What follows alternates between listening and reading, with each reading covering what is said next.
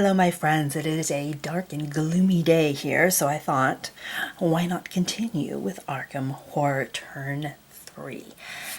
So let's go through our refresh and upkeep phase, starting with, of course, Sister Mary, and she has to check her blessing.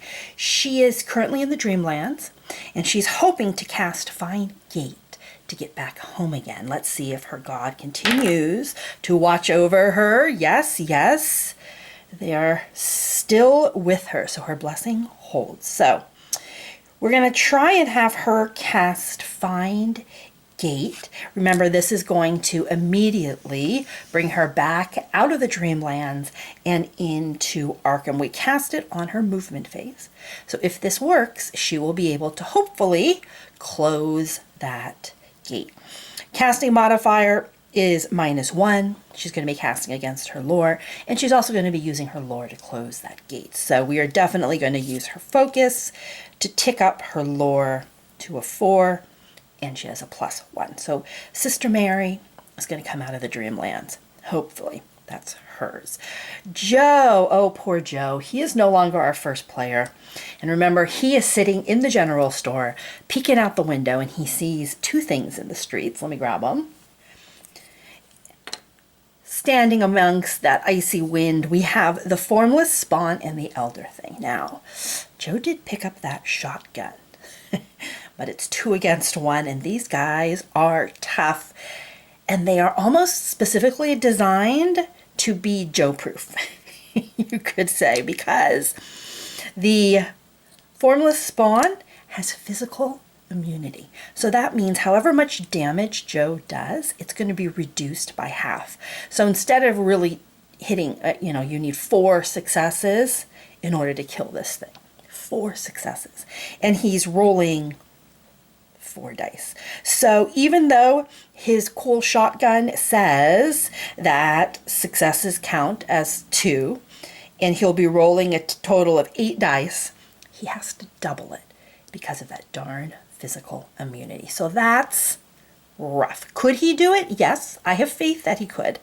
The problem is this guy, this Elder Thing. It is terrifying. So as soon as we see that Elder Thing, we have to do a sanity check of -3. And right now, poor little Joe, in order to get his sanity to 3, which would make rolling 0. So no matter what we do, he's going to fail the sanity check. If he tries to engage with this creature at all, he will instantly lose 2 sanity, leaving him with 2. So this is just a terrible creature for him to try to combat. Could he take it out? Absolutely. With that shotgun, he could blow this thing out of the water. But just stopping to gaze upon it is going to break his mind. So, and again, he would then face this guy as well. He has a will of 1. It's a will -1. He's already losing 2 sanity, so he goes insane right now. If he steps out into the street right now, he goes insane. The only way to try and keep his sanity is to up his will, which decreases his fight, which makes this guy harder to kill. He is in a terrible, terrible groundhog type situation. So we can do 2 things with him. He can either hunker down in that general store. He's got $3. Maybe he could find something else. Or he can try and sneak past these little things and go pick up a clue. And I think that's what I'm going to have him do. We need these clues, right? So I think he's going to try and evade both of these, get to the general store, and hopefully one of these 2 will move off so we can just take them one at a time and we don't try to have to battle both of them.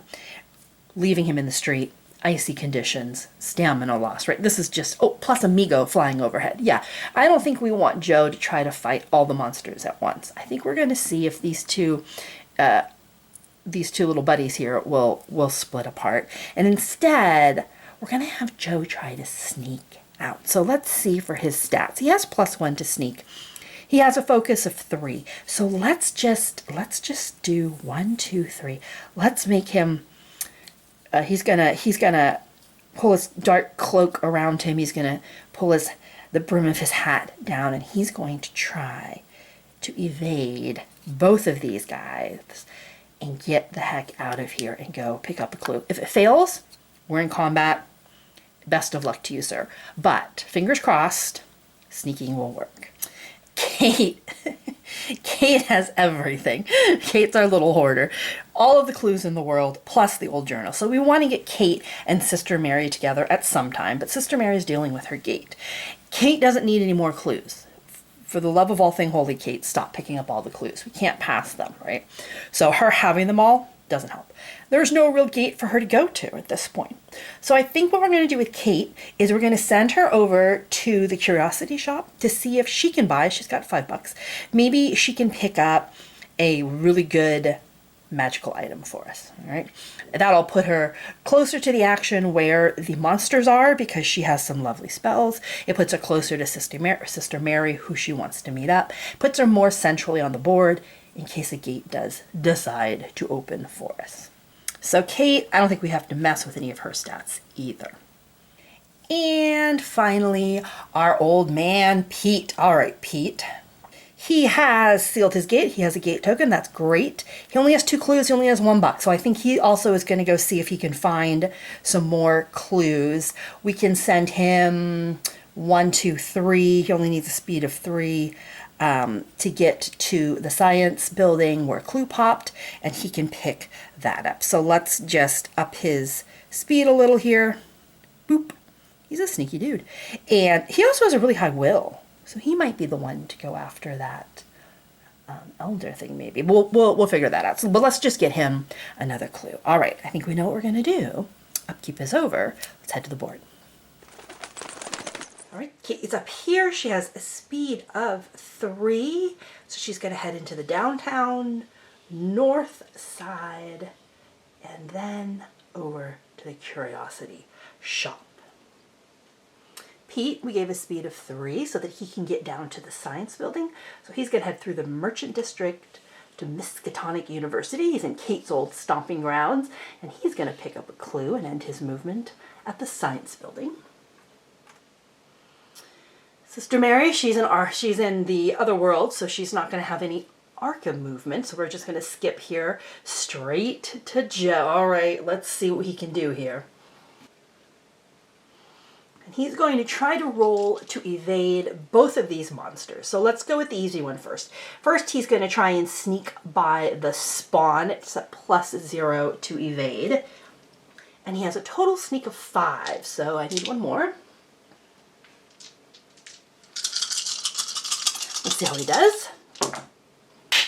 Wonderful. All right, he has snuck by the spawn. But next up is the elder thing, and it is a -2. So he will only be rolling 3 in order to get by the elder thing. Remember, though, he does have, thankfully, the sneak ability. So he could spend a clue to add to any...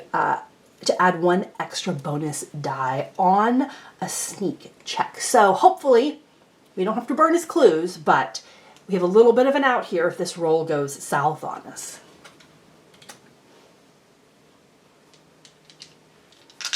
Come on, Joe, be sneaky. He was not.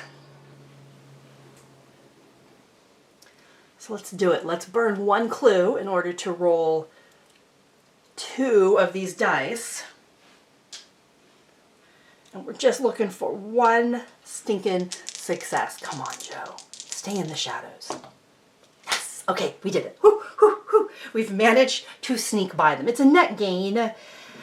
There's no gain here because he's going to sneak by them to head into, let's see, let's do the graveyard here. It gives clues or possibly even elder signs, and he's going to pick up the clue he just lost. So not the best outcome, not the worst. End of the Arkham movement phase. Let's head over to Miss Mary in the Dreamlands. Remember, she's going to cast her spell, and she is trying to cast Find Gate. So her sanity cost is 1, so just focusing on this is going to take a toll on her sanity, but I think it's worth it. casting modifier is a -1. So let's see, her lore is 4 + 1. Her lore is 5, so she's going to be rolling 4 die.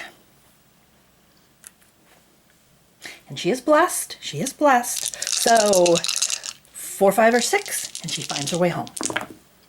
No problem. She is back. We do, however, have to exhaust this, so she can't find her way again. This is a one and done. So for her movement, she is going to leave the Dreamlands and reappear at the woods. Let's have our Arkham encounters. We're going to start with our first player, Kate. She's at the Curiosity Shop. She is going to draw 3 and see if she would like to purchase 1. She only has $5, so hopefully we find something nice and cheap. Oh, we found an elder sign. We love that. I'm sure you even look at the rest. We found the ruby movement. You get 3 extra movement points, and we get the Blue Watcher of the Pyramid. Any phase, lose 2 stamina and discard the Blue Watcher of the Pyramid to automatically succeed at a combat check or a fight or lore. Made to close a gate. This can be used as okay. I mean, that's awesome. We could put it on the bottom and Pete could get it. Wait a minute. See, we haven't rummaged yet, have we? Where did Pete go? Oh, he's at the science building. Okay, we'll figure that out later. For now, let's definitely put this on the bottom of the Curiosity Shop. Kate tosses this into the trash because she's a disdainful scientist, and she would much rather take an elder sign, although she's the only one who doesn't actually need it because she has so many clues. Kate, you're such a greedy Gus. Okay, she's something else to pass off to someone at this point too. We need to get our investigators together, but we have another way to close and seal a gate. Ooh, we're looking good. Now remember, Ashcan does have a gate trophy. Technically, we could turn that in at the science building, but one of the win conditions, right, is you have no open gates and you have as many gate trophies equal to or greater than the number of your investigators. So if we can get 3 gate trophies, close the last gate to give us our 4th, we can win the game. And I'm feeling pretty good about Sister Mary closing hers, so that would give us 2 gate trophies. Do we want to cash it in for clue tokens? I don't think we do. So let's just go ahead and give him an event in the science building. And hopefully this won't bite us in the butt, right? How about that? Ooh, science building. All right. Assisting a professor in his research, you find a valuable spell. Draw 1 spell. However, you must pass a fight -1 check, or some sticky-fingered student steals one of your items, lose 1 item of your choice. Wait, we have to fight off some university students? Is that what's happening here? I mean, okay. I mean, honestly, we don't even need this spell. I wish it was a May, but it is draw 1 spell. Oh, and then we pass the fight check. Lose 1 of your items. I wonder if we could lose the spell. Well, let's find out what the spell is first. Oh, and before we do that, remember, Pete can look at the top or the bottom of the spell deck. Oh, so we have some choices here. Okay, I'm liking this a little more. So Pete is going to be rummaging in 2 areas. He's going to check out some of the workstation areas and find Wither. I already have Wither, but okay. But being Ashcan Pete, hence the nickname, he's going to check the Ashcan as well, and he's going to find Shriveling. I think these are the 2 spells we have right now, right? They are. We already have 2 copies of Wither and 1 copy of Shriveling. So what the heck, we'll take Shriveling. Although, I don't know if it's worth it. I think I'm going to take Wither instead of Shriveling, only because there's no casting modifier and there's no sanity cost. So this is kind of a free roll to maybe do +3 on combat checks, and it's not physical, right? So this might be nice with some of the physical resistance people out there. And Spells are items, so if we do get pickpocketed, we can always dump this one. Gosh darn it. All right. Crazy students. What's happening here? Fight -1 check. All right, let's fight off some rabid science students. Our fight is sitting at a 4. I don't know if they want to take this fight. Maybe they do. -1, giving us 3. Come on, Ashcan. Yeah, not a shot. Not a shot. He's got Duke with him. Who's gonna pick a fight with Duke, man? All right. Lose one of the items of your choice. Okay, so Ashcan Pete, you picked up a clue. You picked up a spell. All right. And our final encounter is Sister Mary. She's come out of the woods. She's going to try and close the Dreamlands. It's +1 to close. We should be able to do this. She's a lore 5 and she's blessed. Let's see if we can make this go away. Oh, and it's +1 to close. Wait a minute. 6. Come on, Sister Mary. Of course, easily. Dreamlands is gone. Sister Mary picks up a gate token. Lovely. Now, it's not sealed. We can still pop some more here, but c'est la vie. And if we had any monsters with this symbol, we would take them from the board. Sadly, we don't.